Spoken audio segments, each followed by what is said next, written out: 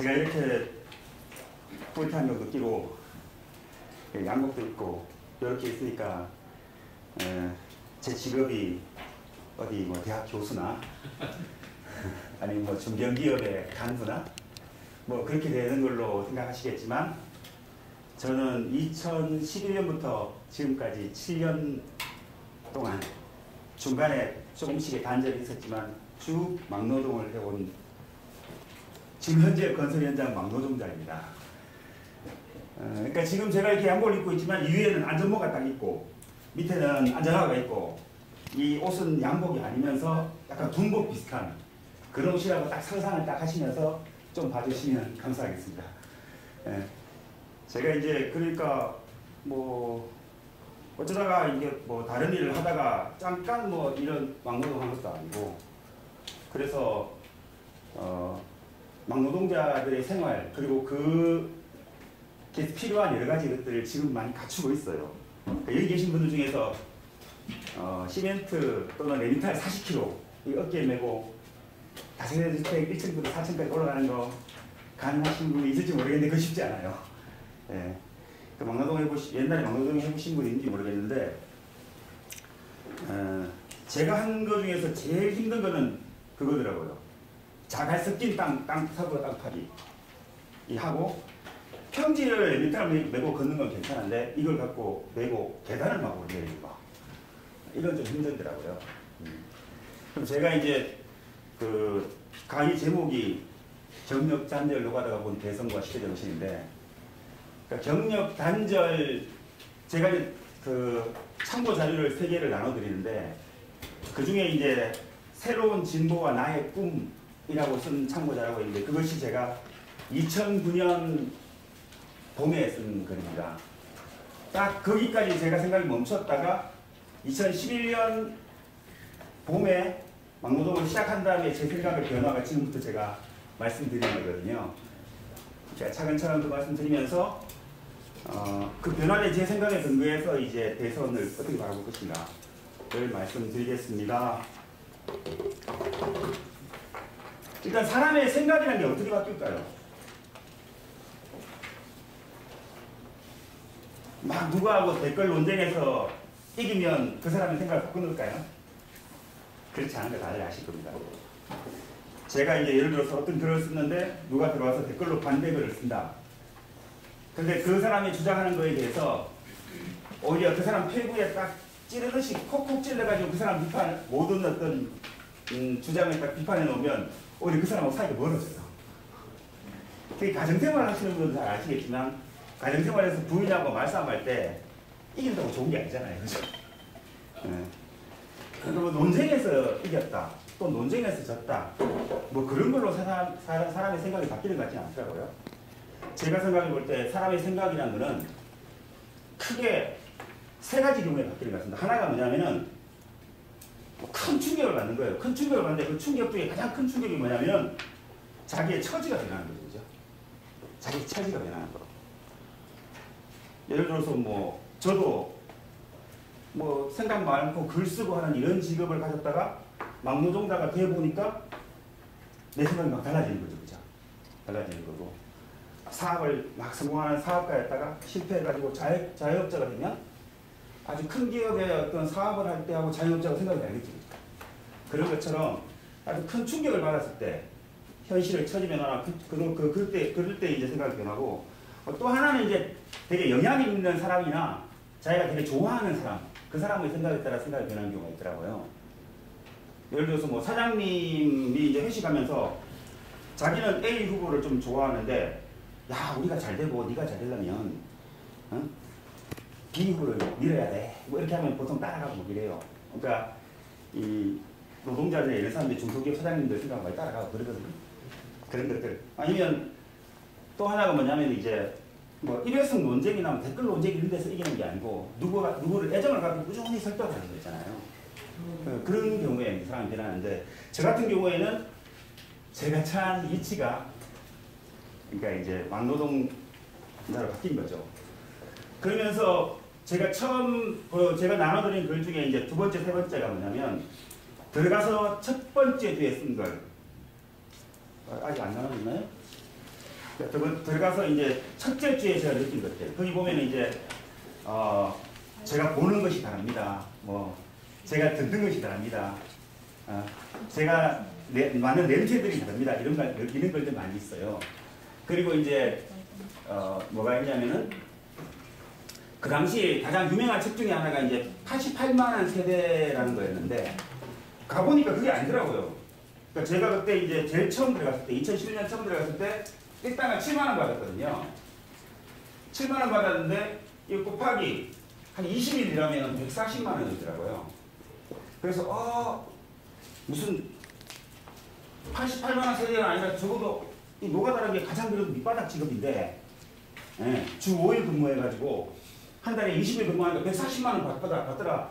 140만원 세대 아니냐? 막 이런 말 막 쓰고 그랬어요. 어설프게. 이렇게 막 쓰고. 그 다음에 이제 가보니까 그 당시에 이제 청년 실업 이런 말들이 그 당시도 되게 많았거든요. 2011년도에 청년 실업. 근데 보니까 청년 실업이 그 당시에 얘기 나오던 좋은 일자리를 찾는 청년들의 실업이 그냥 청년 실업은 아닌 것 같다.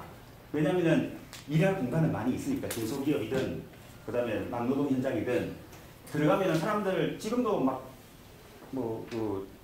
누구든지 그 막노동 현장 들어가면 일을 할 수 있거든요. 그래서 이런 경우에 이걸 실업이라고 해야 되나?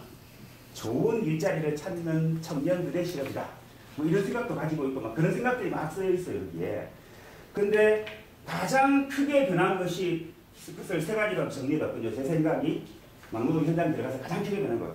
첫 번째가 뭐냐면은 노동자가 하나가 아니더라고요. 그 전까지는 왜 이렇게 뭐 노동자는 하나다.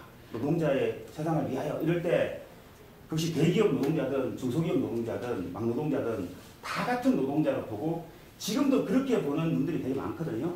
근데 그게 결코 아니더라고요. 제 경험을 하나 말씀드리면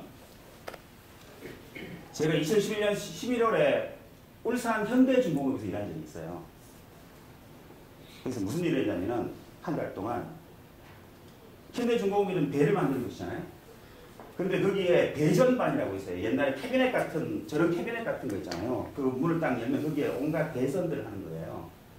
그 배선들을 하는 곳인데 그 아침에 딱 가면은 저는 신분이 뭐였냐면은 흔히 말하는 인력사무소에 소속돼 있으면서 인력사무소가 그 현대 그 중공업의 협력업체가 사람이 모자라가지고 인력업체하고 이렇게 제휴를 맺어 우리를 보내는 거예요. 두 단계죠. 전 인력업체 소속이면서 현대중공업의 하청업체 있잖아요. 그쪽에 가가지고 아침에 출근한 다음에 다시 일은 현대중공업에서 일하는 좀 그런 상황이었고 아침에 딱 가서 이제 체조 같은 걸 할 때 정규직도라고 우리하고 일단 나눠서 막 체조해요. 근데 제가 한 달 일했는데 한 일주일 정도 일하니까 제가 전선 꼬는 거나 옆에 정규직들이 전선 꼬는 거나 되게 비슷하더라고요.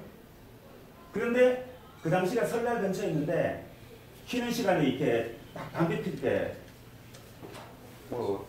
정규직 그 현대중공업의 정사원들 그 사람들 얘기하는 거 들어보니까 굉장히 우리하고 다르더라고요. 일단 설날을 앞두고 상여금이 제가 그때 기억이 잘 안 나지만 한 500만 원 넘었던 것 같아요. 저는 그때 7만 원 받고 있었거든요. 상여금이 어디 있습니까? 그리고 어떤 얘기들을 나누냐면은 자기들이 상여금도 500만 원 받고 그 월급도 되게 높다는 걸 알지만 또 그분들은 모여가지고 교사들을 막 부러워하는 거예요. 교사들을. 방학 때도 일하라고 돈 받는다. 연금 많이 받는다. 우리는 연금이 뭐 작다. 이런 말들을 막 나누고 있더라고요. 그리고 더 이제 좀 그랬던 건 뭐냐면 거기에 설날 연휴가 그때 한 5일이라 치면 한 4일째부터 뭘 모집을 하는데 모집 공고가 딱 나는데 그 모집 공고가 뭐냐면 남해 미조항으로 요트 타러 가실 분 모집합니다. 뭐 이런 게 딱 나왔더라고요. 그러니까 우리하고 좀 달랐어요. 하루에 7만 원 버는 사람들이랑 같이 옆에서 바로 일하는 사람들인데 설날에 연휴에 마지막에는 남해 미조항으로 요트를 탈 수가 타러 가는 사람이랑 좀 약간 다르더라고요. 이렇게. 근데 그걸 넘어서서 그 당시에 제가 이제 일하면서 제가 직접 목격한 건 아니지만 뭐 들리는 얘기들, 그 분명히 뭐 그것이 거짓말들은 아닐 건데, 예를 들어서 이런 말들. 거기에 이제 현대중공업 옆에 있는 자동차인데, 현대자동차 노조위원장의 장모님이 돌아가셨는데 현대 협력업체들의 사장들이 다 와서 조문을 해주래요. 조문을. 독일의 폭스바겐 노동조합 위원장의 장모가 죽었다고 그 폭스바겐 협력업체들의 사장들이 와서 조문을 할까요? 안 할 것 같거든요. 그만큼 제가 느낀 건 뭐냐면은, 이 노조들이 약자가 아니고 강자구나. 권력을 가진 그런 쪽이구나, 노조들이. 그리고 그 당시에 또 제가 목격한 사진을 봤어요. 어떤 사진이 있었냐면은, 협력업체들이 우르르 가가지고 현대자동차 노조위원장이 밥 먹는 데서 절을 당하는 거예요. 그 절을 한 이유가 뭐냐면은, 제발 좀 파업 좀 하지 말아달라고. 파업을 좀 하지 말아달라고. 왜 그러냐면은, 그 맥락을 가만히 보니까 자동차 노조 이런 사람들은 이렇게 그 조합비 같은 걸 내가서 이렇게 기금을 축적해가지고 파업 기간에도 사실 좀 돈을 받고 있는 거예요. 노조 뭐 정확하게 기억 안 나는데, 그런데 사실 이거 파업이 장기화되고 이러면 중소기업들은 굉장히 소축을 하죠. 그러니까 좀 파업 좀 하지 말아달라고 막 절을 하고 있더라고요. 중소기업 사장보다 노동조합 대표가 높구나. 이런 생각을 하게 됐죠. 그리고 나 같은 일용직 노동자하고 저 정규직 노동자들은 월급도 다르고 휴일 동안 보내는 시간도 다르고 참 많이 다르구나. 근데 하는 일들이 비슷해요. 그런 걸 좀 느꼈어요. 그러니까 노동자가 하나가 아니다. 이걸 좀 느꼈고, 두 번째는 뭐냐면은, 저도 뭐 요즘도 그런 얘기 많이 나오잖아요. 대선 후보들도 그렇고 보통 사람들도 많이 얘기하는 거. 비정규직들 되게 힘들게 지내니까 비정규직을 정규직으로 만들어야 된다. 그죠?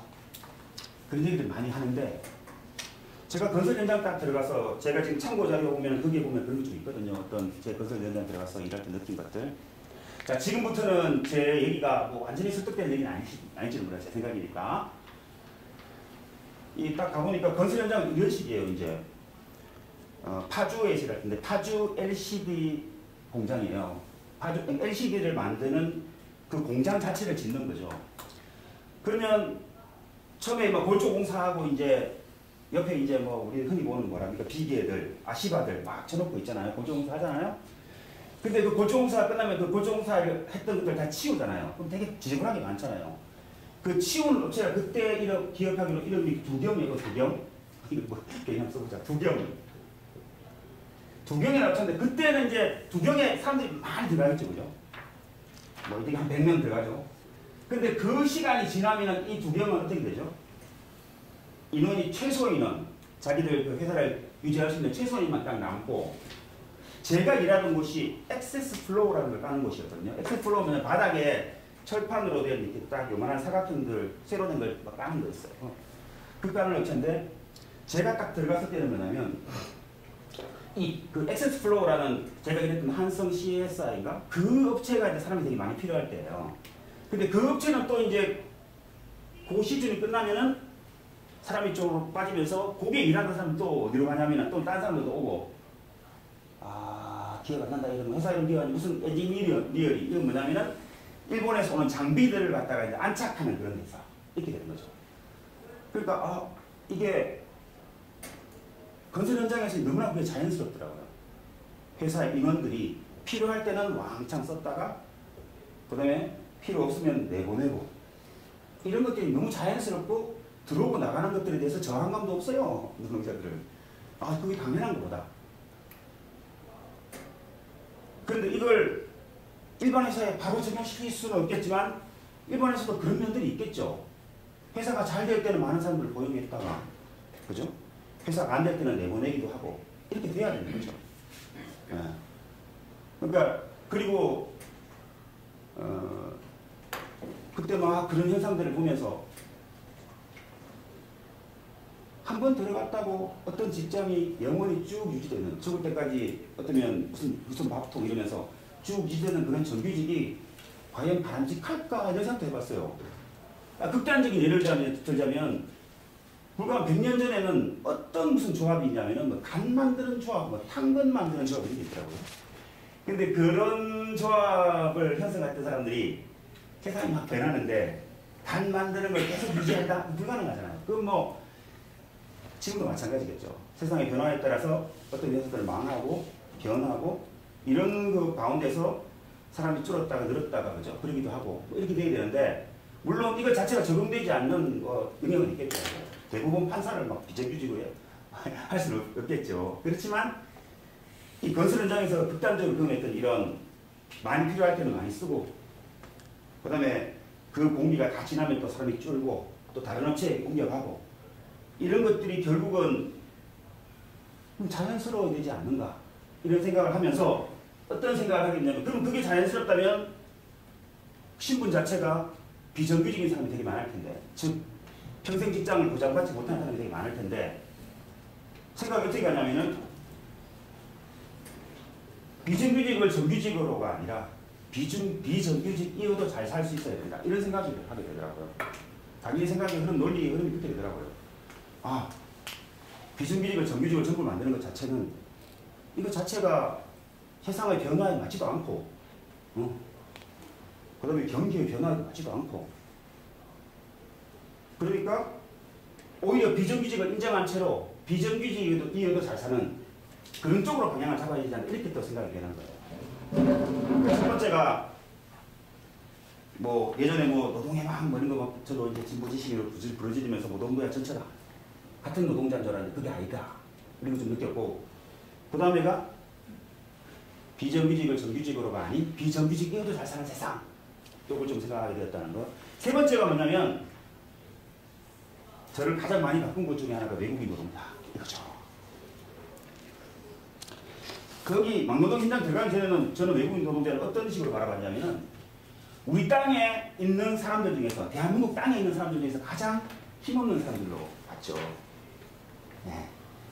왜 보면 외국인 노동자들 법적 보호도 제대로 못 받고 그 다음에 출입국 관리소에서 쫓겨다니고 이러면서 되게 불쌍하다고 생각하는 많잖아요.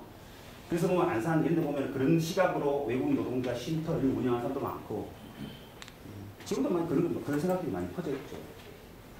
근데 딱 가보니까 아 그거 그렇게만은 볼 수 없는 것들이 딱 느껴지더라고요. 왜냐하면 일단 숫자가 너무 많아요. 잘 안 보이는데 다 숨은 잘 안 보이지만 그 건설 현장 가보면은 굉장히 많아요.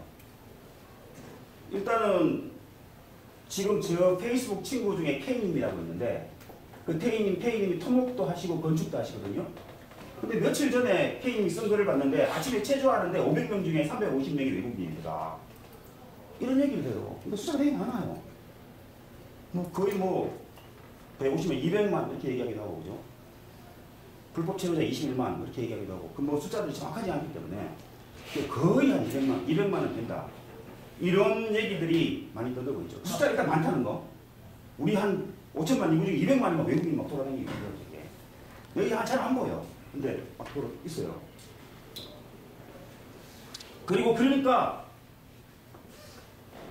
이들이 차지하는 것이 그냥 가난하게 자기 땅에 자기 고국에서 우리한테 와서 힘겹게 돈 벌어서 어렵게 지내고 핍박받는 그런 사람들이 아니라 그들의 존재가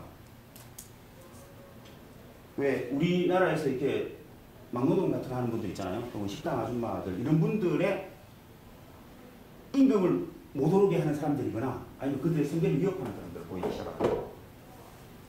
아 이거 좀 이게 가장 사실은 제일 많이 바뀐 저희 생각인데 외국인 노동자에 대한 관점이 그리고 보면은 뭐 의사협회나 변호사협회 같은 경우에 뭐 의료 부분을 개방한다 이러면은 극렬하게 저항할 수 있는 이익단체를 가지고 있잖아요. 그쵸. 근데 그렇게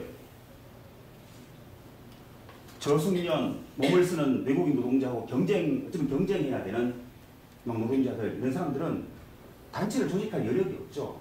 시간도 없고 돈도 없고. 그렇게 해서 무슨 시장이 거의 완전 개방되어 있다는 느낌을 좀 받았어요. 완전 개방되어 있다는. 예. 너무 숫자 그렇잖아요. 500명 중에 350명이 외국인이라고 한 공장에. 너무 많지 않나요? 그죠? 그런데 그렇게 되면 경제학 법칙 중에서 정말 철의 법칙으로 작용하는 수요 공급의 법칙이 작용되더라고요.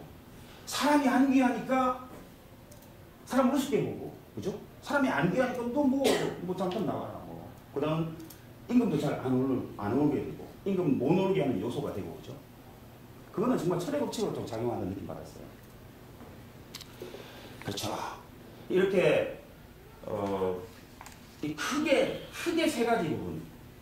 그래서 제가 이제 세 가지 좀 권했죠. 근데 이런 어떤 이 세 가지 충격들에 대한 진단과 해법이라는 측면에서 보자면, 자, 노동자가 왜 하나가 아닐까? 이걸 생각해 보니까, 이들이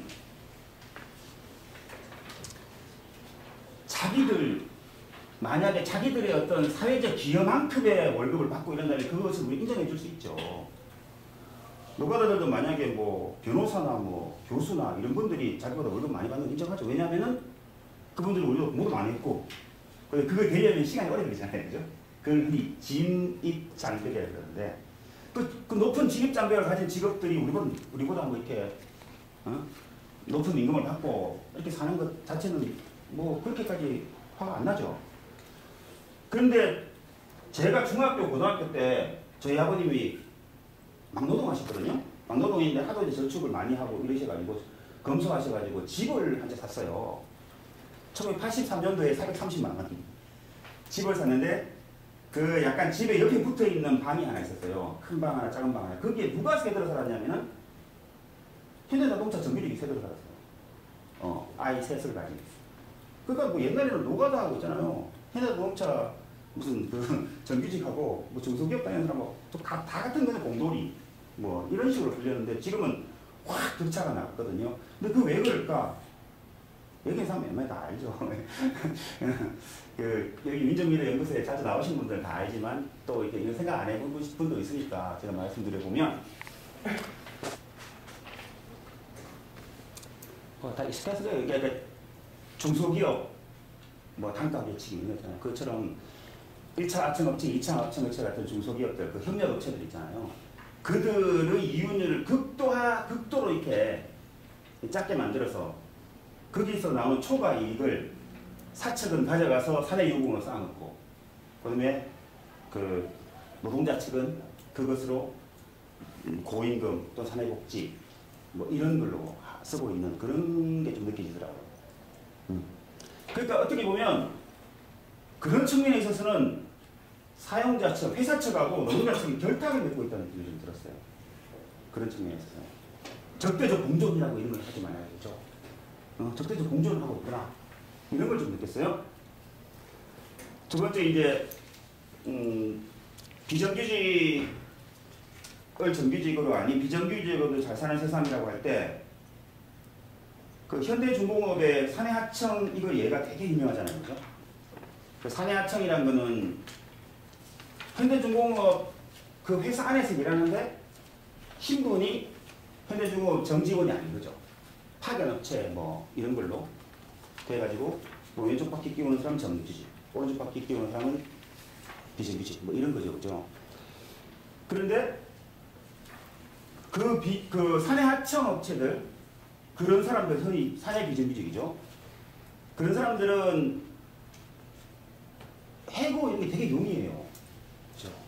자동차 경기가 안 좋을 때 이럴 때. 그러면은 정규직인 사람들은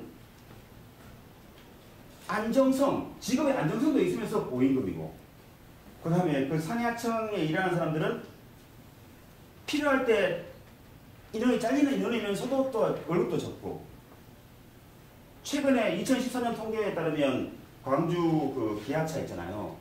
거기에 그 기아차 정규직 평균 연봉은 1억이라고 해요. 평균 연봉은 1억이라고 그러고 사내하청인 사람들은 한 5천만 원. 근데 이것들이 또 낮아져가 1차 하청, 2차 하청, 2차 하청에 2차 하청 업체의 4대 비정규직은 2,200만 원 뭐 이렇더라고요.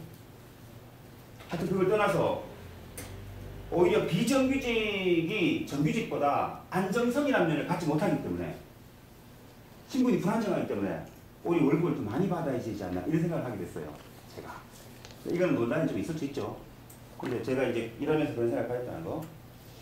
그 다음에 외국인 노동자 문제에 관해서는 지금 세 가지를 다 연결시켜 말하고 있죠. 외국인 노동자에 관해서는 제가 외국인 노동자를 처음에 이제 되게 막노동시장 들어가기 전에 좀 불쌍한 사람들 이렇게 보다가 저 사람들이 막노동자 같은 사람들의 생존을 위협하고 있는 사람들이구나 느낀 다음에 거기에 관계된 사람들을 찾아가서 말을 많이 걸어봤어요. 그러니까 외국 노동자들의 저임금에 기반한 한계 기업들이라고 하잖아요. 울산에 보면 그런 거 뭐냐면 좀 이상한 전선 피복 만드는 거 이런 회사도 있어요. 그리고 안산 이런 데 가면은 되게 많고, 그 다음에 저 남양주 같은 데 가면은 이제 목재 이런 거 되게 많거든요. 울산에서 만나보고 막 이랬고, 그러면 반론이 바로 제기되는 거죠. 한계 기업들, 외국인 노동자 저임금에 기초 한계 기업들 어떻게 할 것인가? 바로 나오잖아요. 그죠? 어떻게 될 것 같아요? 저 같은 경우에는 그런 기업들은 다른 모든 어떤 조건들이 갖춰진 속에서 외국인 노동자의 저임금에 기초해서 우리나라에 있을 수밖에 없는 그런 기업이라면 그런 기업은 망해야 된다 이런 생각을 하게 됐어요. 그래야지 그것이 망하고 그 다음에 더 우리 사회구조가 좀 고도화되는 그런 방향으로 가야 되고 그 이전 과정에서의 아픔들은 또 사회적 안전망으로 보호하고 그렇게 할 수밖에 없다는 생각이 들더라고요. 오랫동안 얘기해보면서 요건 나중에 토론할 때 다시 얘기하기도 하고요. 그 다음에 이제 외국 노동자 몰아내야 된다 또는 이민도 좀 약간 제한해야 된다 이런 얘기를 하면은 늘상 나오는 것이 뭐냐면은 중국의 진나라하고 미국 얘기거든요. 미국이 다 이민을 갖고 그 다음에 미국도 이제 남북 동서 연결 철도를 갈 때 중국인 노동자를 많이 받아들이고 쿨리라고 하죠. 그다음에 진나라 같은 경우에도 한민족과 서방 서쪽 오랑캐 그 경계선에 있었기 때문에 그러니까 다른 문화들이 융합되어 있기 때문에 되게 강성해졌고 전국 시대를 통일할 수 있었다. 그러니까 섞여야지 더 강해진다. 이런 말로 외국인 노동자들을 이렇게 더 많이 받아들여야 된다는 사람들이 있거든요. 근데 그거에 대해서는 제가 이제 곰곰이 논쟁하다 생각해 보면 우리가 무슨 진나라나 이런 나라처럼 무슨 제국을 꿈꾸는 나라가 일단 아니잖아요. 그렇죠?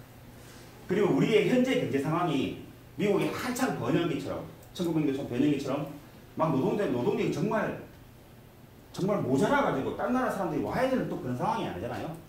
또 그런 식의 논리로 그 사람들하고 또 얘기도 좀 해보고 이렇게 했었고요.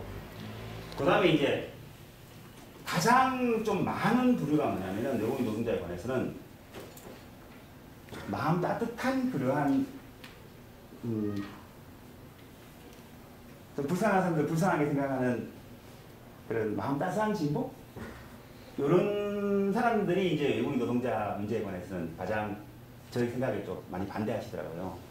며칠 전에도 보면은 제가 속한 노원구 노래피가 있는데 거기 신입 회원이 들어왔는데 이분이 이제 마을 주민회 활동을 하는 여성분이고 거기서 독서 모임을 갖고 하는 그런 주민 모임 하는 그런 여성분이에요. 근데 제가 가진 생각도 이런 생각들을 말하니까 굉장히 처음 들어본 것처럼 그리고 굉장히 막 화를 막 내더라고요. 어떻게 그런 생각 가질 수 있냐 이런 식으로.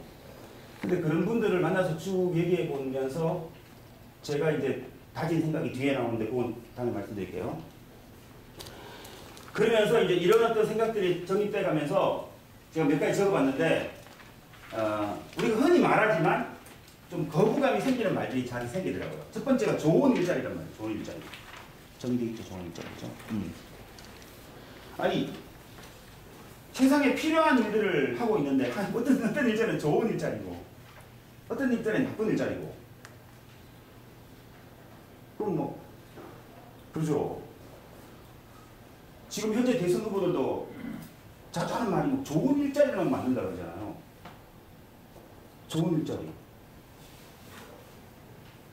그럼 난 지금 나쁜 일자리라고 그러는 거죠. 세상에 필요한 일을 나 하는데. 응? 건물 만들어지는데 시멘트 메고 올라가고 하루 종일 열심히 일하고 그러고 있는데 난 나쁜 일자리라고 했어. 세상에 필요한 일을 하는데도 나쁜 일자리예요. 그래서 좋은 일자리를 말이 좀 거부감이 막 들더라고요.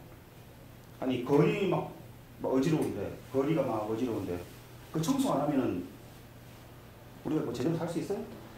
근데 그 청소하는 사람들은 나쁜 일자리다. 나쁜 일자리 막 이러잖아요. 그죠?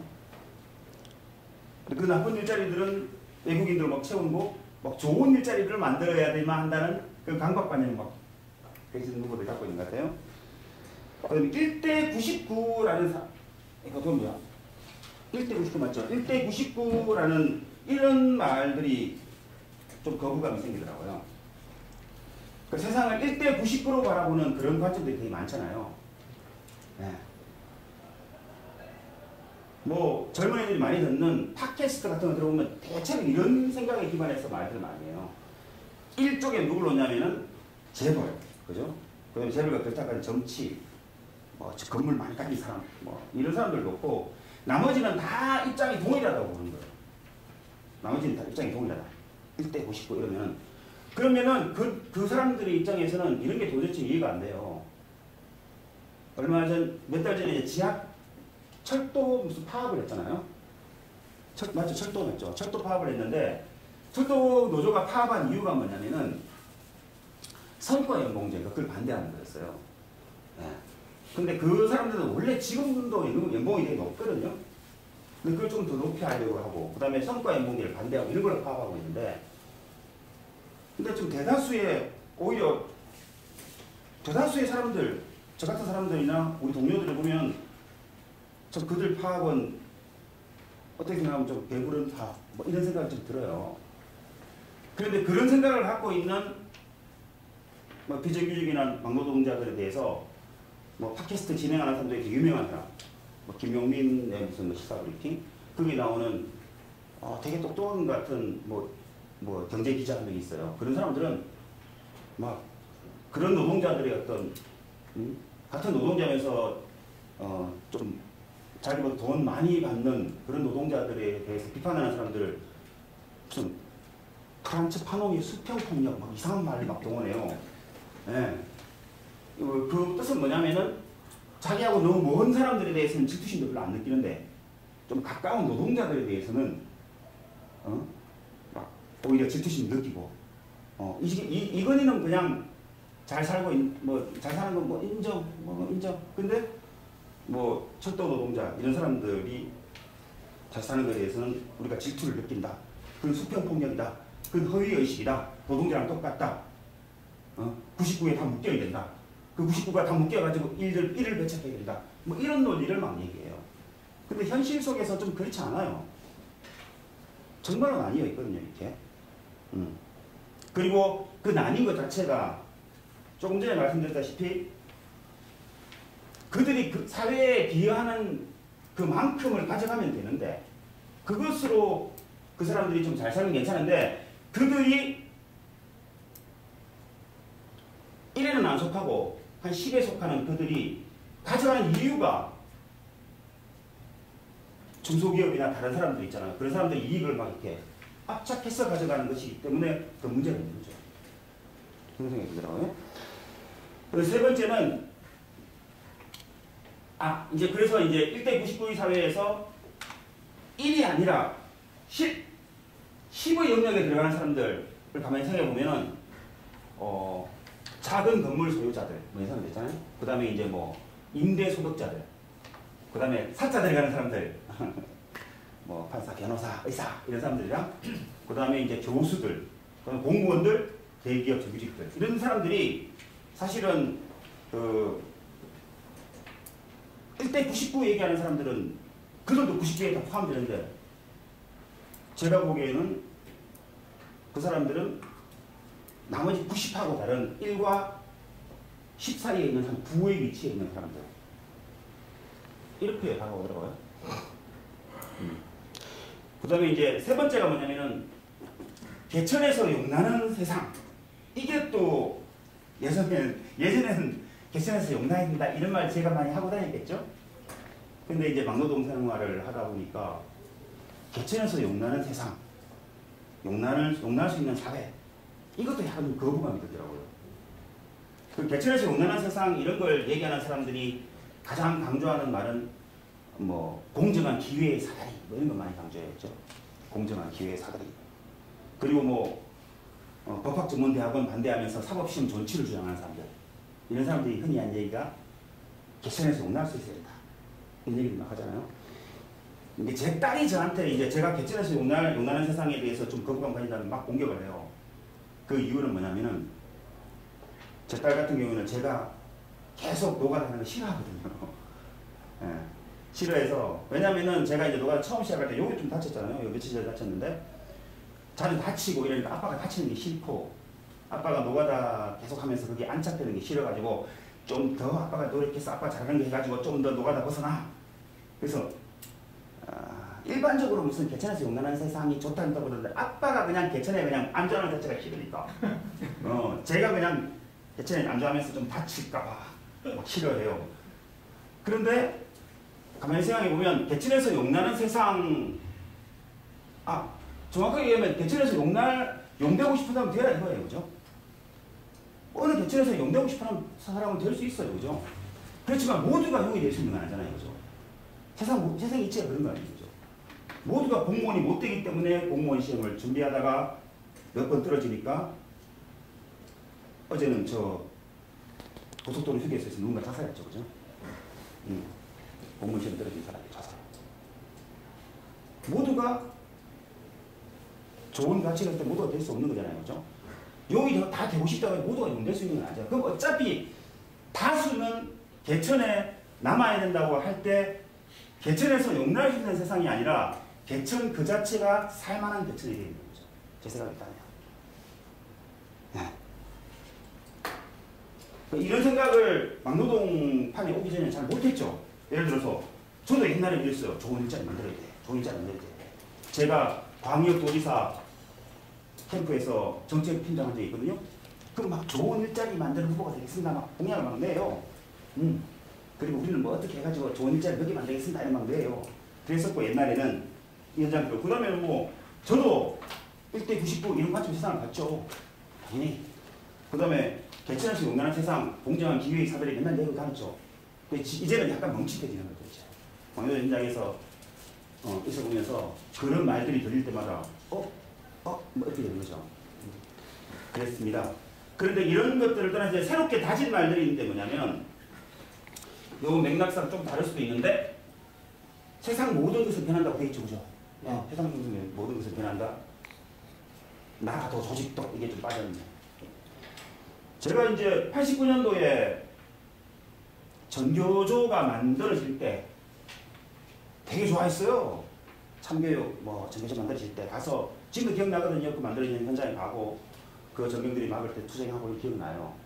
그리고 그들 처음에 천지 안 받기 운동할 때 그들은 그 시기에는 전교조가 성장하는 자체가 우리 사회 교육의 발전에 도움이 됐다고 저는 생각해요. 천지 안 받기 운동. 제가 그런 거 있거든요. 그 다음에 이제 90년도에 민주노총이 만들어질 때도 전 되게 좋아했어요. 3당합당, 90년 3당합당과 비슷한 시기에 민주노총이 만들어졌는데, 와, 이제 우리도, 의용노조가 아닌 대규모 노동조가 만들어지고, 노동자의 힘이 결집되는구나. 좋다. 이러고 있었죠. 근데 세상 모든 것은 처음에 의미를 가졌거나 사회 공익에 이바지 않은 그것들이 시간이 지나면은 기득권화되는 경우들이 많더라고요. 뭐든지 변하는 것 같아요. 그 중에 하나 예를 들자면은 해방 전후에 북한과 남한의 관계, 지금 북한과 남한의 관계도 그렇지 않겠습니까? 지금 관점에 돌이켜봐서 그때 남한이 좋았다 이렇게 결코 얘기할 수 없어. 그 당시에 딱 가보면은 그 당시 해방 정국에 살았던 사람의 관점에서 보면 북한하고 남한 중에 사실 뭘 선택하지는 되게 애매할 거예요. 잘 봐주면 반반, 오히려 북한 쪽이 더 나았을지도 몰라요. 근데 북한은 그 체제가 이어져 오는 과정에서 되게 경직되어 버렸죠. 그죠?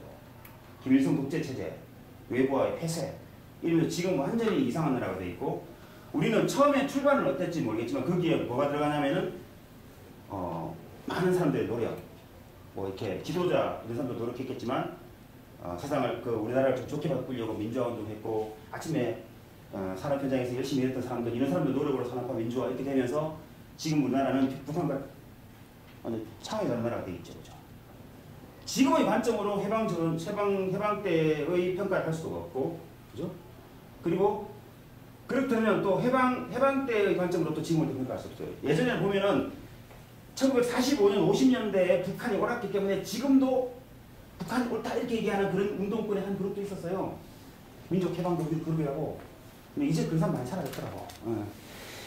그것처럼 세상 모든 것을 변하는 거죠. 제가 노동 현장 들어가서 민주노총에 대한 관점, 전교조에 대한 관점 이거 좀 맡겨냈어요. 두 번째가 뭐냐면은 요 말이 좀 어려울 수도 있는데 공동체가 박애에 앞선다. 묵자의 개매수가 공자의 동심원설이라고 되어 있죠. 이게 뭐냐면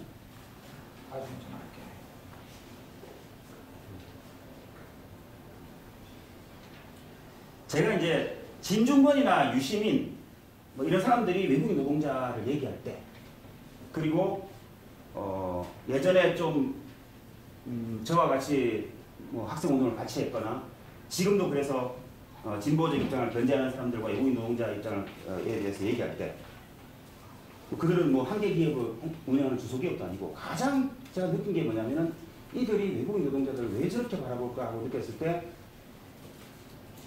제가 찾은 어떤 답은 뭐냐면 이게 그거구나. 프랑스 200년 프랑스 혁명 때 가장 딱 세 가지 상징적인 것이 자유, 평등, 바르잖아요, 그죠? 그때 자유가 뭐냐면은 자유는 보통 보면은 국가 권력에 대한 개인의 자유고 평등은 집단과 집단끼리의 평등이에요. 개인과 개인의 평등보다는 여성과 남성의 평등, 그죠? 뭐 그런 집단과 집단끼리의 평등이고 이 박애가 뭐냐면 공동체를 넘어서서 공동체를 구성하지 않는 자기하고 상관없는 사람에 대한 연민과 사랑 이런 거거든요. 그러니까 이제 프랑스에서 국경 없는 의사회가 활동한다 이럴 때 그 프랑스 범위를 벗어나서 아프리카 가서 막 돌봐주고 이것이 그 프랑스 혁명 이후에 자유, 평등, 박애라는 이 개념이 사람들은 좀 많이 퍼져 있는 것 같아요. 제 진단이 잘못됐나요? 그래서 제가 이제 쭉 좀 배운 사람들하고 얘기하면서 어느 순간부터 얘기하기 시작한 게 뭐냐면은 공동체가 박애에 앞선다. 이런 말이죠. 한번 궁금해 생각해 보세요. 공동체가 박애에 앞선다. 처음 들어보면은 이게 무슨 말인지 잘 모르잖아요. 공동체가 박애에 앞선다. 그러니까 제가 이런 생각을 하게 된 뭐 이유는 이런 거죠. 예전에 공자하고 이제 묵자라는 사람이 있었다는 건 아시죠, 그죠? 근데 묵자는 마치 예수처럼 자기 부모든 형제든 아니면 멀리 떨어진 오랑캐든 똑같이 사랑해야 된다고 그래서 그걸 겸해했으라고 그래요. 겸해했어요. 예수도 뭐 그거와 비슷해요. 모두 하느님의 피조물이고 피조물로서 모두 서로 사랑하고 있는 거예요. 근데 아무리 봐도 저는 그 당시에 비슷한 시기에 있었던 공자의 동심원설이 맞는 것 같더라고요. 동심원설. 동심원설은 뭐냐면은 자기하고 가까운 사람들에게 특별히 더 잘해주고 또 부모, 형제 있잖아요. 더 잘해주고 좀 멀어지고 그거 잘 범위가 넓어질수록 좀 관심 좀 덜하는 거죠. 근데 제가 이제 지금까지 50살 살다 보면서 가만히 생각해 보면은 아무리 봐도 그런 묵자의 겸해설, 에브리바디 다 사랑하라. 오랑캐도 부모도 같은 사람이니까 사랑하라. 이런 관점보다는 자기하고 가까운 사람에게 더 신경이 쓰이고 하는 것은 인간의 그냥 본성, 자연스러운 본성 같더라고요. 예를 들어서 이걸 조금만 더 연결시켜 보면은 전 저 나이지리아에 무슨 폭탄 테러다가 200명 죽은 거는 지나갔을 때 보거든요. 그렇지만 우리나라 부산에서 무슨 뭐 누가 교통사고로 죽었다. 아니면 어제처럼 한 명이 공무원 시험 준비하다가 자살했다면 그건 굉장히 저한테는 되게 크게 느껴져요. 근데 뭐 저기 이라크에서 폭탄 테러 나가지고 상점이 날아갔다. 사실 그만큼까지 신경이 안 쓰이거든요. 그건 바로 저에게 가까운 사람들이라는 거죠. 이렇게 우리나라에서 발생하는 일들은 그런 거죠. 그리고 우리가 살아가는 데 있어가지고 무수히 뭐 가족인지 사회든 국가든 공동체를 맺고 사는데 그 중에서 국가 공동체가 차지하는 그 부분이 굉장히 큰 것 같아요. 한 나라의 국민이다라면은 그 국민들은 보면은 어떤 식으로인지 이렇게 생활 수준이 비슷해진다는 압박 같은 걸 좀 받는 거예요. 그렇지 않아요? 네. 좀 그런 것 같아요. 그런데 예를 들어서 이제 그렇기 때문에 우리 공동체에 있는 사람들의 생활을 위협하는 존재가 있다면 그것은 어떤 식으로든지 좀 이렇게 그들을 우리 공동체에 속한 다른 사람들과 같이 취급할 수는 없다는 생각이 드는 거죠. 예를 들어서 나이지리아 사람이 여기 와서 일을 하는데 우리 국민의 생활을 위협한다면 오히려 어떤 생각이 드냐면 그들도 우리 국민하고 똑같이 대접을 해야 된다는 생각보다는 그들이 우리 국민들의 어떤 생활 수준을 위협할 때는 오히려 나이지리아 가서 너 나라 잘 살아라. 자, 이건 노가다의 생각이에요. 너 나라 잘 살아라. 이런 생각이 든다는 거죠. 오히려 우리가 경제개발이 많이 경제 발전이 되고 여유가 있으면 그 나라를 도와주는 거지 그 사람들이 우리나라에 무제한적으로 밀려와서 그쪽에 있는 몸쓰는 사람 밀려와서 우리 국민들의 어떤 그것도 우리 국민들 중에서 배우지 못하고 몸써서 일하는 사람들 있잖아요. 그 사람들의 생활을 위협하면서 그들이 돈을 벌게 하는 그건 좀 안 되겠다. 이런 생각이 좀 들더라고요. 좀 어렵습니까? 그 다음에 이제 세 번째가 뭐냐면은 7빛깔 무지개 직업론이죠. 몇십니까? 시간 조절해야겠다. 네. 7빛깔 무지개 직업론. 이거는 아까 전에 말했던 거 연결되는 거죠.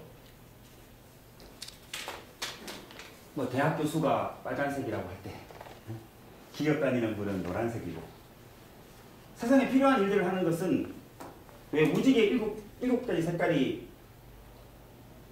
어느 게 위고 어느 게 아래가 아니잖아요. 그죠? 그저 평등하게 모두가 모여서 무지개라는 하나를 구성하는 거잖아요. 이렇게. 그것처럼 각자의 직업이 각자의 색깔로 빛날 수 있는 그리고 그 직업이 무슨 깡패나 무슨 도둑질 이런 게 아니고 세상에 필요한 일들이면 그 사회에서 어떤 식으로든지 그 사회를 구성하는 필요한 직업, 청소부든 노가다든 식당 아주머니든 그 무엇이든 그럴 때는 그 사회의 어떤 당당한 일원으로서 대접받아야 된다. 그런 생각을 하게 됐습니다. 그 네 번째는 뭐냐면은 능력도 부지런함도 상대적이다. 자, 이게 전부 다 좀 막노동하는 사람들의 어떤 처지를 어떤 식으로든지 좀 옹호해보고 그들의 상황에 대해서 좀 이렇게 위로해보고 이런 관점에서 나온 거예요. 예를 들어서 이런 겁니다. 이렇게 이 말은 왜 썼냐면은 23살 제 딸이 요새 뭘 하냐면 이자카야 집에서 아르바이트를 해요. 이자카야 집에서. 그러면 이제 한 테이블에 보통 이제 한 4명이 앉다 치면 그 4명 중에 꼭 평균적으로 이런 현상이 발생한다고 해요. 한 명은 아르바이트 하는 사람한테 갑질을 하고 한 명은 말리고 2명은 방관하고 좀 평균적으로 그렇다고 해요. 평균적으로. 예. 아르바이트 하는 사람한테 괜히 막 김치가 들어가지 않는 메뉴인데 김치가 달라고 막 애를 쓰거나 그러면 어떤 사람 옆에서 한 사람 꼭 말리고 한 2명은 방관하고 늘 똑같지는 않겠지만 이런 현상이 보인다고 하더라고요. 그때 제가 딱 어떤 생각이 들었냐면은 그 갑질하는 사람 있잖아요. 그 갑질하는 사람을 갖다가 요 테이블마다 갑질하는 사람을 4명을 딱 뽑아가지고 한 테이블 딱 모아놓으면 어떻게 될까? 그럼 그 중에서 또 한 명은 갑질하고 한 명은 말리고 한 명은 방관하고 이런 현상이 발생하지 않을까? 라는 생각을 해보고 해봤다는 그런 의미에서 그런 어떤 성격, 갑질 이런 것들마저도 상대적이고 그렇죠?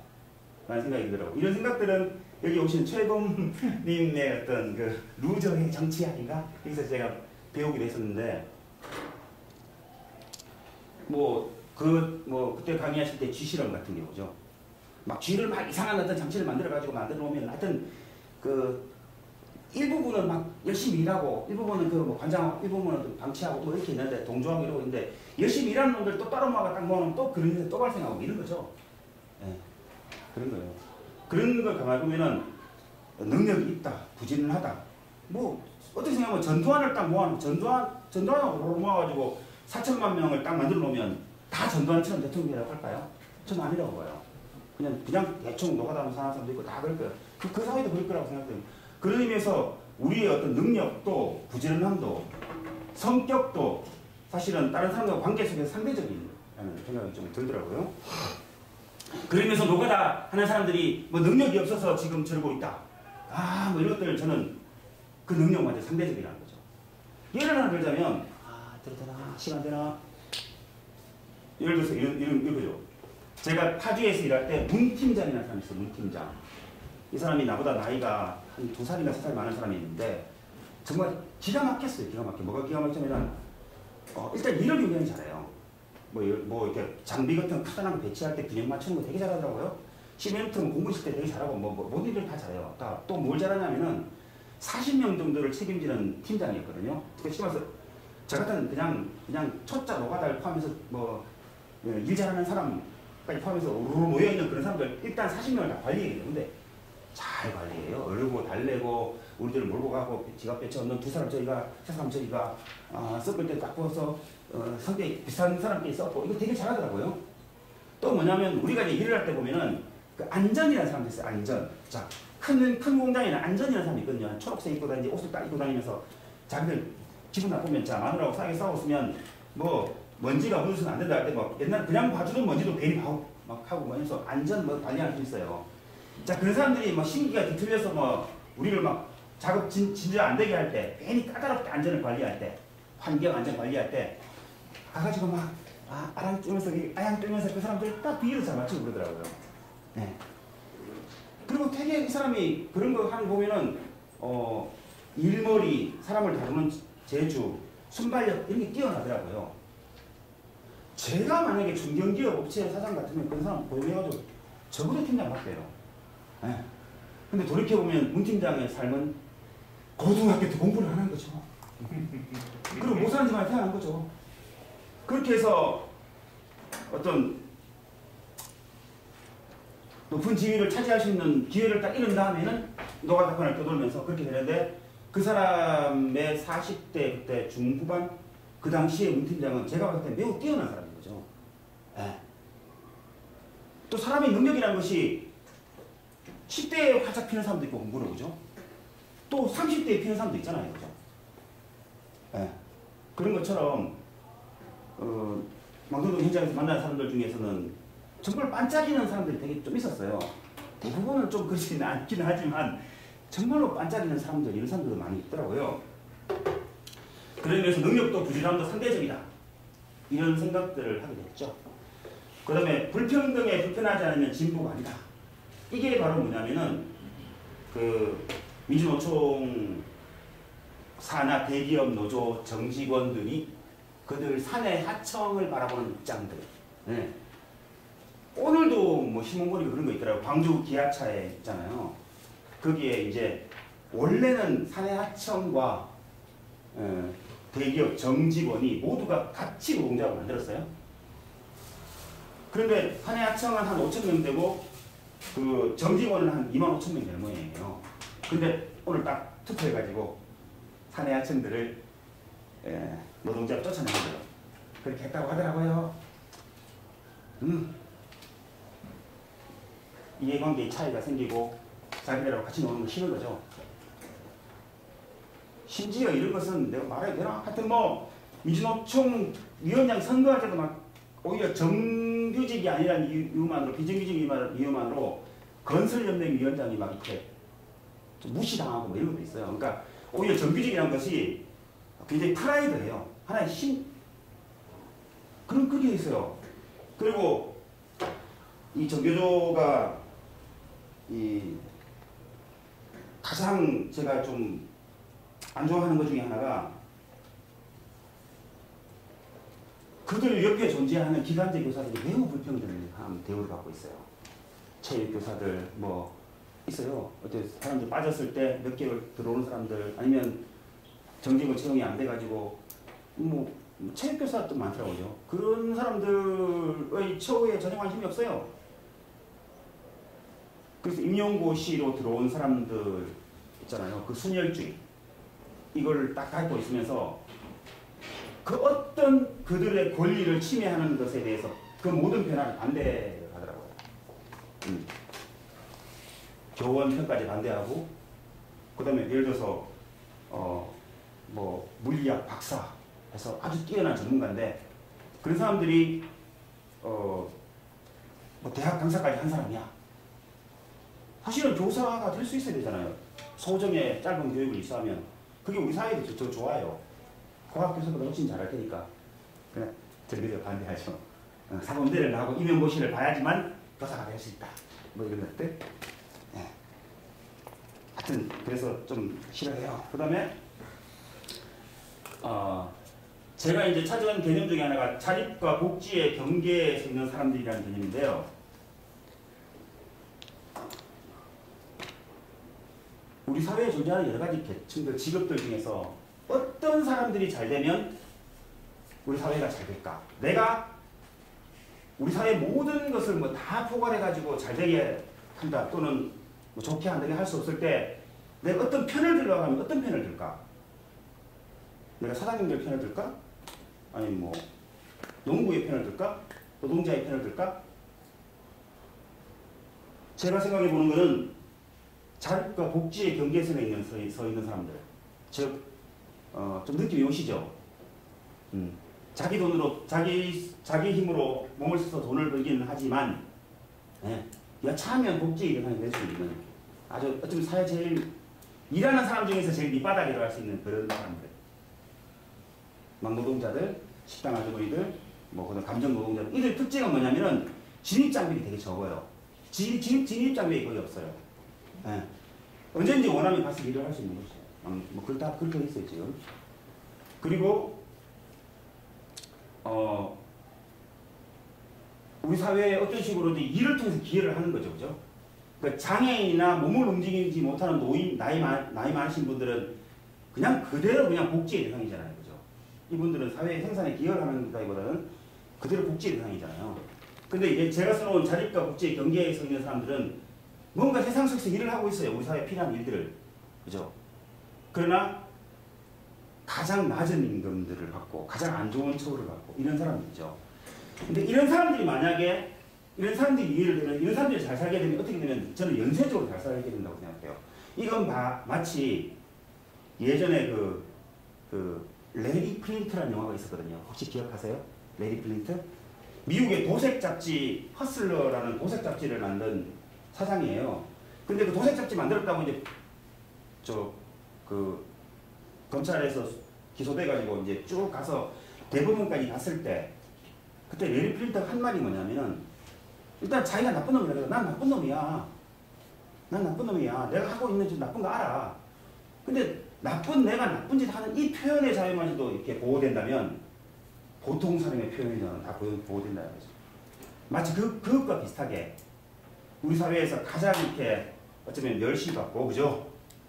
그 다음에 가장, 좀 힘들게 살아가는 그런 사람들이 초점 맞춰서 우리 사회 공동체가 이렇게 특히 정치권이나 이런 데서 그들을 잘 살게 한다면 다른 쪽은 연쇄적으로 잘 살게 될 거라고 생각해요. 왜냐면 이쪽이 잘 살게 되면 여차하면 딴 데서 이쪽으로 옮겨오잖아요. 그죠? 그러면 그쪽에서 그 사람들이 안 옮겨가도록 또 그쪽에 환경이 좋아질 수밖에 없고 뭐 그런 생각을 좀 해봤습니다. 지금까지 제가 이제 아까 능력도 부지런한 상대적이다 해서 얘를 마이클 조던도 있는데 이거 혹시 어떤 생각? 이거 그 얘기죠. 제가 지금 시간이 없어서 막 빠뜨려 가는데 이거는 마이클 샌델의 정의란 무엇인가에 나오는 예인데요. 마이클 조던은 그거잖아요. 농구 골대가 있으면은 붕 날아서 박을 줄 알고 그 다음에 이렇게 떠져서 넣을 줄 알고. 근데 한 불과 100년 전에 농구가 없는 세상이라고 생각해보면 마이클 조던의 그 능력은 아무 의미가 없는 거죠. 그러니까 마이클 조던의 능력이라는 것들도 농구라는 것이 발명되었기 때문에 어쩌면 마이클 조던이 그걸 만든 건 아니잖아요. 농구라는 그 자체는. 그것 때문에 이제 엄청나게 돈을 많이 벌고 유명해진 어쩌면 운이라는 거죠. 그것마저도. 조던의 농구 능력마저도 농구가 있었기 때문에 가능하다. 어쩌면 되게 골 때리는 얘기죠. 이 시기에 조던이 태어났기 때문에 그 능력 자체가 빛을 보는 거지. 300년 전에 조던이 태어났으면 마이클 조던은 뭐 하고 있을까요? 그냥 농구 뭐 하거나 뭐 하고 있겠죠. 직조공하고 있거나. 논문가 없었으니까. 그런 예. 마이클 조던의 능력마저도 운이다. 태어나는 것마저도 운이다. 자, 시간이 얼마 안 되니까 빨리빨리 하면은요. 자, 그럴 때 대통령 선거를 이런 노가다의 관점에서 바라볼 때 조금 전에 말씀드렸다시피 이 자립과 복지의 경계에 서 있는 사람들의 이해를 대변하는 그런 사람이 없나 할 때 찾아보게 되는 거죠. 없더라고요. 네. 없어요. 우리의 이해를 대변할 수 있는 사람은 없어요. 그랬을 때 그래서 이제 그런 어떤 자립과 복지의 경계에 서 있는 사람들 또는 그런 이해를 대변하는 사람들을 대변하는 좀 다른데요. 그래서 그런 사람들의 이해를 대변하는 정당과 후보는 어떤 주장을 하냐면은 이런 주장을 하는 후보들을 보고 싶은 거죠. 보수와 진보, 기득권을 다 협파하겠다 이런 것들 이런 말 잘 안 하죠. 어느 한 편을 들고 있죠, 그죠? 두 번째는 저임금 외국인 유치 노동자들 공고를 돌려보내겠다 또는 불법 체류 외국인 노동자들 처방하겠다 이런 말을 하는 후보 없죠, 그죠? 굉장히 우리한테는 중요한 문제예요. 좀 일자리를 새로 만든다 이런 말을 하기보다는 기존 일자리들을 좋게 만들겠다 이런 말들을 하는 후보를 보고 싶어요. 네.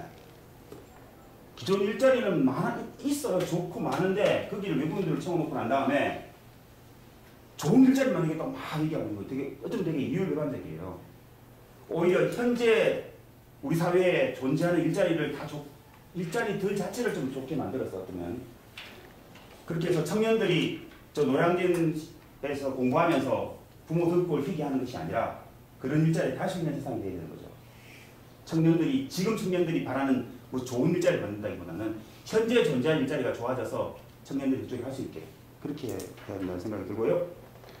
그 다음에 예를 들어서 OECD 평균에 비해서 너무 과도한 자영업자들 지금 보면 다들 영세 자영업자 보호한다 막 이러고 있잖아요. 근데 너무나 과도한 이 자영업자들은 오히려 노동자가 될 수 있도록 그런 공약을 하는 후보들. 그 다음에 아까 말씀드렸다시피 비정규직이어도 잘 사는 세상이 되기 위해서는 어차피 노동유연성 같은 게 보장되어야 되거든요. 그 노동유연성과 함께 사회 안전망을 같이 추구하겠다.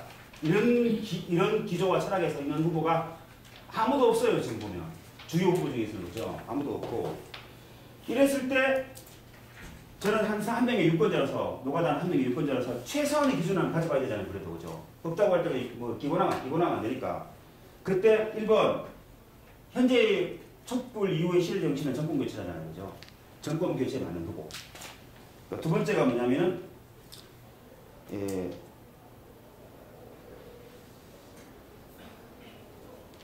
어떤 사람을 판단할 때 정치인들 판단할 때 가장 중요한 기준 중에 하나는 현실을 있는 그대로 보는가 하는 거라고 저는 생각하거든요. 현실을 있는 그대로 보고 말하는 건지 아니면 자기의 어떤 기존의 어떤 관념이나 자기 어떤 그 이익에 근거해가지고 현실 자체를 다르게 보는가. 세 번째는 뭐냐면은 이 세 번째 쓴 게 이제 정치에 관해서 제가 같이 일하는 동료들이 가장 많이 하는 얘기가 이거예요. 아침에 이제 우리가 5시 반까지 나가거든요. 일용직 사무소에 딱 나가면 텔레비 딱 틀어요. YTN 같은 거 딱 틀면은 뭐 익숙하게 싸우잖아요. 계속 뭐 뭘로 싸우냐면 뭐 국정교과서 막 싸우고 옛날에는 사학법으로 싸웠고 막 싸우잖아요. 그때 제일 많이 듣는 말이 뭐냐면 이런 말들이에요. 이렇게 쟤들 또 싸운다. 쟤들은 싸우기만 해? 그리고 쟤들은 싸우고 돈도 벌고 뭐 명예도 많고 하여튼 쟤는 싸우는 놈들. 그 얘기를 계속 하는 이유가 뭐냐면은 우리들은 그날 나가서 5시 반에 나가서 한 10시 반까지 배정받고 가서 어떤 생산적인 일을 하지 않으면 월급을 안 줘요. 임금을 안 줘요. 10만 원 이렇게 안 준다니까요. 근데 정치권에서는 뭘 하는 일 없어. 그냥 싸우기만 해. 그리고 돈도 많이 받고 명예도 있고 이런 직업이라는 거죠. 그래서 노가다, 막노동자 입장에서 보면은 싸우는 정치가 아니라 우리처럼 우리 일하는 우리처럼 좀 생산性있는 정치를 해봐 이런 거죠. 그런 기준에서 위에 이런 주장들, 자 보수 진보 기득권 다 흡파하겠다, 뭐 불법 체류 외국인도 쫓아내겠다 이런 말을 못할지라도 적어도 시대 정치는 정권 교체에 맞는 후보, 현실을 있는 그대로 보는 후보 현실을 있는 그대로 보는 후보는 현실의 힘 때문에 현재 뭐 외국인 노동자 문제랄지 이런 문제들에 대해서는 인정했다고 생각하기 때문에 그 이유 때문이죠. 세 번째가 생산적인 정치를 할 수 없고 이런 후보를 봤을 때 현재 나와 있는 후보들을 평가해 보면 일단은 정권 교체라는 시대 정신에 따라서 두 명 나가죠. 하나가 자유한국당의 모 후보, 한 후보. 이 사람은 정권 교체라는 그런 기준만이 아니라 여러모로 문제가 많죠. 두 번째가 바른정당 후보도 날아가는 거죠. 왜냐하면은 어떤 한 정치 세력이나 이쪽에서 뭘 잘못했을 때 그거에 대해서 심판을 하고 정권 교체가 되는 것이 노가다한테도 좋다니까요. 그게 노가다는 우리나라 사람 아니에요, 그죠? 우리나라가 잘 되면 노가다는 좋아요. 그래서 이렇게 정말로 이렇게 박근혜 같이 국정농단하고 저렇게 엉망진창인 일을 벌렸으면 거기에 관계된 정치 세력은 좀 갈아주는 거, 이게 노가다한테도 되게 좋아요. 한 국민으로서. 근데 두 번째는 뭐냐면 또 한 후보가 날아가는데 이 기준에 따라서 정권 교체가 돼요. 이 사람이 되면. 그렇지만 나의 한 표가 사표가 될 가능성이 되게 높으면서 근데 또 사표가 되면 찍어줘서 그 사람이 나중에 미래에 성장해가지고 노가다한테 도움 된다. 뭐 이러면 찍어주면 한데 그렇지 않은 후보 바로 정의당 후보죠. 이 사람 이 정의당 후보가 나와서 노동이 당당한 얘기라 나라 이런 얘기를 할 때마다 저는 매우 불편한데 왜 그런지 좀 이해가 가시겠죠. 노동이 당당하다 못해 귀족적인 사람들도 있고 내가 이런 얘기 했더니 이틀 전에 만난 사람은 노동자가 좀 잘 살면 안 되냐 뭐 이런 식으로 막 비판하는데 다른 얘기해봐요. 그러니까 어떤 노동은 되게 당당하다는 거죠. 되게 당당하고 귀족적이고 좀 미안하지만 좀 질투가 약간 난다기보다는 어떤 나하고 많이 다르다. 설날에 미조항을 가요. 외토 타러 노가다가 그런 사람이 있는가 더불어 그것과 전혀 다르게 사는 감정 노동자들, 노가다들, 식당 아줌마들 좀 다르죠. 그 노동이 당당한 나라 이러면은 그걸 정의당 후보 같은 경우에는 저는 정말로 당당한 노동자들의 후원을 받고 지금도 당당한 사람들의 이해에 기반해서 움직인다고 생각해요. 그래서 이번에 대선 1차 토론에서 누군가가 홍준표로 기억되는데 심상정도 물었어요. 뭐라 물었냐면 대기업과 중소기업의 임금격차가 왜 난다고 생각하세요? 이렇게 물으니까 심상정이 뭐라고 대답하냐면은 기억나세요? 최순실한테 말 사줘서 그렇다는 거예요. 정경유착 때문에 정경유착 때문에 그 정치권으로 갈 돈이 원래는 중소기업한테 가야 되는데 정경유착 때문에 중소기업과 대기업의 임금유착가 난다는 거예요. 근데 그 얘기를 그 다음 날인가 제가 비 오면 일을 안 나가고 공친다고 하는데 고등학교 졸업한 30대 중반에 제 동료하고 아침밥을 먹으면서 공치고 또 얘기해봤어요. 이거 어제 심상정이 이런 얘기하는데 넌 어떻게 생각하니? 그러니까 그렇게까지 생각이 안 깊은 고등학교 나와서 딱 느낌을 아는 거죠. 그런 면도 있겠지요. 이렇게 얘기하는 거죠. 그런 면도 있겠지요. 아마 제가 생각할 때 중소기업과 대기업의 임금 격차가 100이라고 한다면 최순실한테 말 사주고 정경유착으로 K 위로재단 만들고 하는 것이 차지하는 부분이 얼마나 될까요? 5%나 될까요? 그죠? 대기업과 중소기업의 임금격차 나는 이유는 뭐냐면 사측과 노동이 적대적으로 공존해서 밑에 있는 협력업체들의 이윤율을 뺏어먹어서 그런 거예요. 초과이윤을 뺏어먹고 그 지대축이라고 했죠. 그렇게 해서 그런 거죠. 그런 어떤 시각부터가 틀렸음과 더불어 말과 행동이 불일치하는 것 같아요. 제가 보기에는. 그 사람들 맨날 그 동일노동 동일임금 또는 노동시간 단축을 얘기하잖아요. 노동시간 단축을 가장 많이 반대하는 것이 사측도 사측이지만 대기업 노동자들이에요. 그들은 노동시간 단축을 원하잖아요. 정말 더 많이 일해서 더 많이 가져갈 거예요. 정말로. 그러니까 우리가 이 노동시간 단축을 정의당 후보는 지금 말로 할 것이 아니라 자신의 영향력 하에 있는 대기업 노조 있잖아요. 그들을 설득하거나 이렇게 해서 그런 노동시간 단축해서 고용을 더 많이 늘리는 그런 모범을 보여주면 돼요. 제가 생각할 때는 말없이. 그럼 오히려 저 같은 사람 열렬하게 지지하고 청년들도 알아주고 이렇게 할 거예요. 근데 말로만 노동시간 단축하는데 사실은 안 해요. 자, 그리고 동일임금 동일노동 계속 얘기하고 있는 그 정의당 후보가 나와서, 근데 동일임금 동일노동을 하려면은 면밀한 조사가 필요해요. 지금 일본이 작년부터 동일임금 동일노동을 위한 큰 의견을 짜고 있거든요. 실행하고 있고 이것들을 큰 틀을 마련했고 세부 어떤 조사들을 해가지고 2019년부터 적용하는데 그 이유는 뭐냐면 출산율 때문이에요. 동일임금 동일가치 노동 동일임금, 즉 이 비정규직 이런 사람들하고 그다음에 정규직하고 같은 선방국이면 같은 임금을 받아야지만 이 비정규직 쪽에 속해 있는 부부들이 애를 낳는다는 거예요.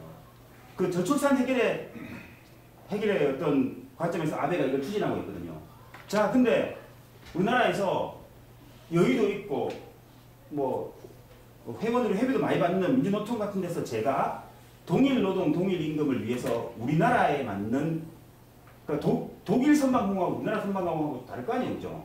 그 각국마다 달라요. 동일가치 노동이라는 것 자체가. 그래서 그것을 위한 표준임금 같은 걸 만들고 있다는 얘기를 들어본 적이 없어요. 용역을 하고 있다, 준비하고 있다, 말만 하고 있는 말만. 네.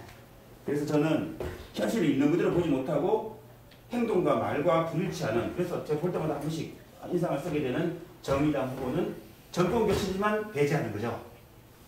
앞에 두 후보는 정권 교체란 시대가 시대면 배제하고, 정의당 후보는 배제하고. 그렇게 남는 것이 문재인과 안철수잖아요. 짧게 해야 되겠네.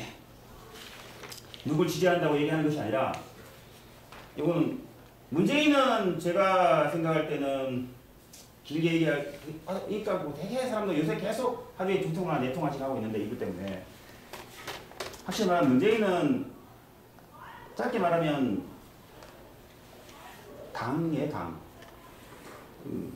어차피 상대적으로 비교해야 될 두 후보 중에서 국민의당과 민주당 중에서는 그래도 민주당에 모여있는 사람들이 김부겸, 그죠? 뭐 이재명, 이런, 뭐 안희정, 이런 사람들이 저 국민의당의 호남 토호 세력보다 낫더라고요. 상대적으로. 다 좋다는 건 아니지만. 예. 그런 어떤 모여있는 사람들, 요 사람들이 나아요. 그리고 문재인이라는 사람이 지력 자체가, 인지력이나 이런 것 자체가 떨어져서 그런지 모르겠는데 말을 되게 잘 들어요. 보니까. 이렇게 사람들의 귀를 열고 말을 잘 들어요. 이번에 이제 여러 가지 면으로 지금 문재인을 보고 있고 나중에 얘기할 기회가 있으면 얘기하고 싶은데, 여기서 이런 면이 되게 좋았어요. 박영선을 설득하기 위해서 이틀에 걸쳐 누구를 만나요. 그 누구를 만나서 그 사람의 얘기를 많이 들어주고 그 사람의 마음을 움직이고, 이건 좀 하나더라고요, 사람이. 근데 그 능력이 왜 노가다한테 줬냐면은, 노가다가 바라는 세상은 막 싸우는 세상이 아니고, 지가 막 독선적으로 막 나서가지고 싸우면서 뭐 일만 벌어지는 그런 세상이 아니고, 좀 우리 정치가 타협하고 대화하고 해서 성장하는 생산성이 있는 그런 정치를 바라하거든요, 노가다 같은 경우에는. 그럴 때 이런 마인드 자체는 좋은 거예요. 그러나 또한 또 다른 면을 보자면, 안철수라는 사람은 존재 그 자체가 예전 정치하고 달라요. 우리나라 정치 같은 경우에는 크게 양대 세력이 있잖아요. 하나가 뭐냐면 6.25 보수, 뭐 그죠? 수국골통, 뭐 아니 6.25 보수, 경남, 박정희, 전두환, 박근혜 이렇게 내려오는 한 축과, 또 하나 뭐냐면 호남, 민주, 그죠? 그리고 운동권 후보들. 이전까지 전부 다 지금 문재인 포함해서 다 보면은 그 민주당계 후보들 다 운동권이었어요. 김영삼 옛날에 운동권이었죠. 김대중도 운동권이었죠. 또 누구냐? 정동영 이상 운동권이고, 노무현 운동권이었고, 문재인도 운동권이었어요. 근데 이제 이 안철수라는 사람은 존재 조건 자체가 무슨 경상도 당에 기반해서 대기업의 이익을 보호하고 뭐 이런 사람이 일단 아니죠. 이 사람 출발 자체가 무슨 삼성동물원, LG동물원 하면서 벤처의 이익을 제일 먼저 사회적으로 얘기하고 나왔다니까. 또 뭐냐면 이게 이 사람이 전혀 운동권도 아니야. 이 사람 존재 조건 자체가 기존의 어떤 우리 정치를 쭉 지배하고 오던 양당 구조하고 정말 다른 사람이에요. 그러니까 제가 이제 좋게 보면 이런 사람이 대통령이 딱 되면 우리나라 사람들한테 영감을 주는 면이 있을 것 같다는 생각이 드는 거예요. 기존과 전혀 다른 어떤 그런 정치인이 하나 대통령이 됐구나. 근데 거기서 가장 약한 건 뭐냐면은 혼자인 거죠, 혼자. 그리고 두 번째가 뭐냐면은 안철수라는 사람은 소통을 하는 사람이라기보다는 답을 주는 사람이더라고요. 이 사람이 떴을 때 청춘 콘서트로 떴잖아요. 거기도 보면은 이게 내가 이제 그 어떤 청춘들하고 대화하면서 내 생각도 바꾸고 이게 아니고 청춘이 물어보면 안철수는 답을 해요. 네.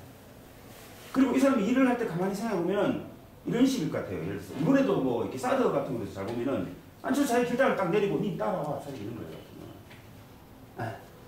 그렇게 해서 나중에 국정을 할 때도 어떤 이 사람 워낙 똑똑하기 때문에 자기가 서면 같은 걸 본 다음에 결단을 내리고 막 사람들한테 추진하고 매우 독선적으로 될 가능성이 있다. 이런 생각이 좀 들더라고요. 그래서 저는 지금 문재인과 안철수 사이에서 그런 면에서 갈등을 하고 있는 거죠. 그래서 혹시 이런 저에 대해서 좋은 얘기해 주실 수 있는 분이시면 좋겠고요. 마지막으로 얘기하고 싶은 것은 여기 오신 분들 중에서 민미연의 여기 민족미래연구소에 자주 안 오신 분들도 있지만 여기 민족미래연구소는 되게 소중한 불씨인 것 같아요. 여기에는 뭐 공정한 경쟁을 더 강조하는 사람, 또 장재훈님 같이 복지 측면을 더 강조하는 분, 또 최혜범님 같이 루저의 관점의 세상을 보면서 그걸 우리 민족미래연구소에 접목시키는 분들, 이런 다양한 막노동자이나 이런 사람들이 있어요. 그래서 우리가 지금 공유하고 있는 것들 중에 이런 것도 있잖아요. 보수와 진보 모두 기득권화 되어 있다. 그리고 우리 교육하고 있지만 사회가 이렇게 너무나 양극화되어 있기 때문에 사회 양극화가 해소되지 않는 교육 문제는 해결되지 않는다. 뭐 이런 관점들 많이 공유하는 것들이 있어요. 근데 이것들이 그렇게까지 많이 퍼지지는 않았어요. 그죠? 많이 퍼지지는 않았어요. 우리가 요 불씨들을 소중하게 이어나가야 되겠다는 좀 생각이 들어요. 여기 온 분들도 오늘 처음 이런 식의 말들을 들어본 분들은 이 불씨를 키워가는데 좀 같이 해주셨으면 하는 생각이 듭니다. 그래서 이게 불씨가 커가는 과정에서 우리가 먹고 살아야 되고, 그 다음에 반짝이는 인재들은 왔다가 또 기성 정치권에 뺏기기도 하면서 되게 힘들 거예요. 그렇지만 뭐 어떤 우리가 일을 해나갈 때 뭐 쉬워서 하는 게 아니고 어렵기 때문에 도전하는 뭐 그런 것도 있잖아요. 그렇게 해서 우리가 좀 전에 제가 말씀드렸던 모든 직업이 무지갯빛으로 빛나고, 우리나라에서 어떤 직업을 갖더라도 열패감 없이 살아가고, 그런 세상을 같이 만들었으면 좋겠습니다. 감사합니다.